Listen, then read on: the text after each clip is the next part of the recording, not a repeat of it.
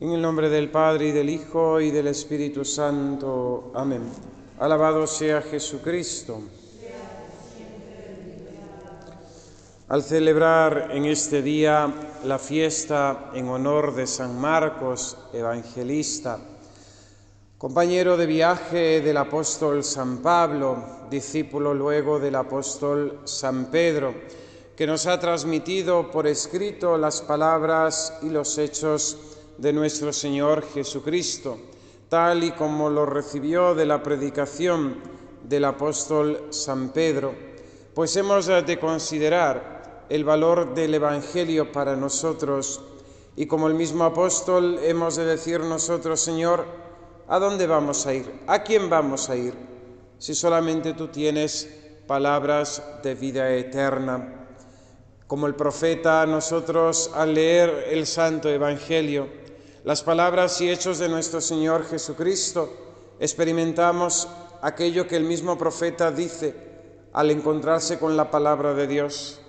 Al encontrar palabras tuyas, las devoraba, eran mi alimento. Hemos de alimentar nuestra vida espiritual, hemos de alimentar nuestra inteligencia y hemos de mover nuestra voluntad, movidos de la palabra de Cristo, movidos de las palabras del Evangelio. Por eso, cotidianamente, hemos de leer y meditar en el Santo Evangelio, porque ahí está contenido todo lo que el Señor quiere decirnos, todo lo que el Señor quiere que hagamos, todo lo que el Señor quiere hacer con cada uno de nosotros. A veces serán palabras de consuelo y de ánimo, otras veces palabras iluminadoras que nos darán luz acerca de nuestra propia vida, del fin de nuestra existencia, como también en medio de la problemática de nuestra existencia encontraremos en las palabras de Cristo luz y claridad para entender, para comprender y para poder vivir según la voluntad de Dios. Otras veces las palabras del Evangelio, las palabras de Cristo, serán palabras duras de padre que corrige a sus hijos cuando están en el error. Nos sentiremos denunciados ante las palabras del Señor y la incoherencia, la falta de coherencia de nuestra vida cristiana. Otras veces serán palabras que nos lleven a tener en nosotros los mismos sentimientos de Cristo Jesús, por la gloria del Padre y por la salvación de los pecadores. Para leer el Santo Evangelio, para meditar en él, hay muchos métodos. Diferentes santos y padres espirituales han enseñado cómo meditar el Evangelio. Cada uno puede hacerlo de la forma, vamos a decir, que más le convenga, que más le ayude, que más se adapte a su forma de ser, de entender, de comprender. Pero sin duda alguna, el esquema de la lección divina, tal y como se practica en la vida monástica, es lo básico, la lectura creyente del Santo Evangelio. Coger una perícopa, un trozo del Evangelio y leerlo con atención, pidiendo la gracia del Espíritu Santo para poder comprender. Una lectura con atención, pues cuántas veces nos damos cuenta de que, a pesar de que estamos oyendo, no escuchamos aquello que nos están diciendo.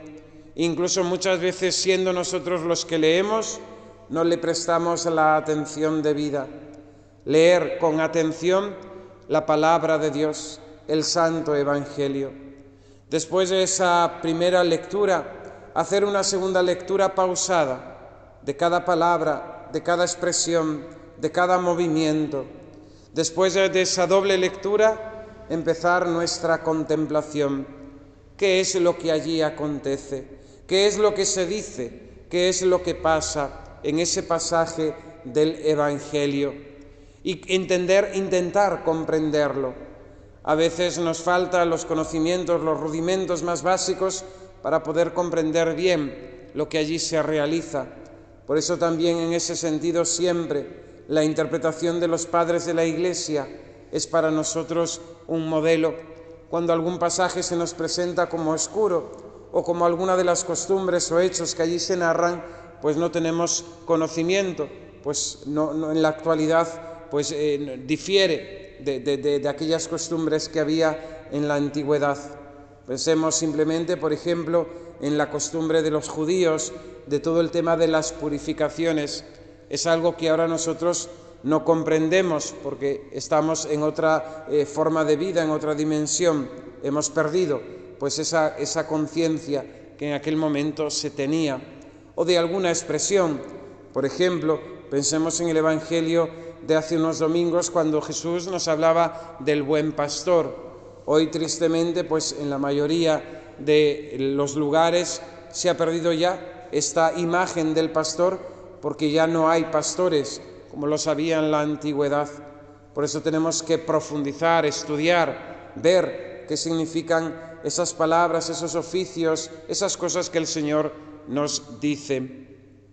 Esa contemplación, esa, vamos a decir, investigación, esa profundización en lo que el Evangelio nos dice, nos va a llevar a la oración. Porque esa palabra no es algo ajeno a nosotros, es palabra de vida y es palabra dirigida para nosotros, para nuestra propia vida y para nuestro propio hoy. Y por tanto, en ese Evangelio que hemos de leer, hemos de encontrar también algo para nosotros, una palabra de Cristo. El Señor nos habla. Muchas veces, fruto de la ignorancia y del infantilismo espiritual, esperamos que el Señor nos dé, vamos a decir, revelaciones o mociones. Ya el Señor lo que tenía que decir lo ha dicho, como dice San Juan de la Cruz, por medio de su Hijo, Dios ya nos ha dicho todo lo que tenía que decirnos. Y ahí en el Santo Evangelio todo está compendiado, todo está encerrado, todo está dicho. Por eso la oración, ese diálogo amoroso de escucha a Cristo nuestro Señor, de lo que Él nos tiene que decir y aplicarlo a nuestra propia vida, pues nos debe llevar finalmente a la acción, al propósito concreto, a la remoción de aquellas cosas que van en contra de nuestra vida cristiana, de nuestra vocación, o poner en práctica aquello que nos falta y que el Señor pide a aquellos que son sus discípulos. Estos 4 puntos, estos 4 pasos, lección, lectura, meditación, oración y acción, son la base de todo método de meditación del Evangelio. Y hemos, más que de saberlo, ponerlo en práctica. Más que tener teorías, hemos de leer el Evangelio todos los días, hemos de meditarlo y hemos de orar con él para, en definitiva, ponerlo en práctica en nuestra vida.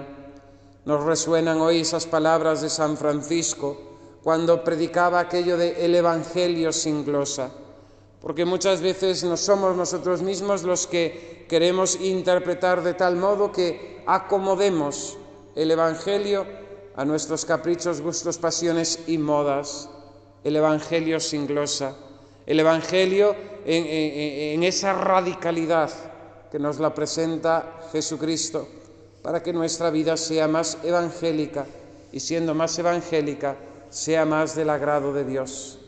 Pidamos la intercesión de San Marcos y hagamos el propósito concreto de cada día no dejar que pase sin leer una página de la palabra de Dios, del Santo Evangelio. Que así sea. En el nombre del Padre, y del Hijo, y del Espíritu Santo. Amén.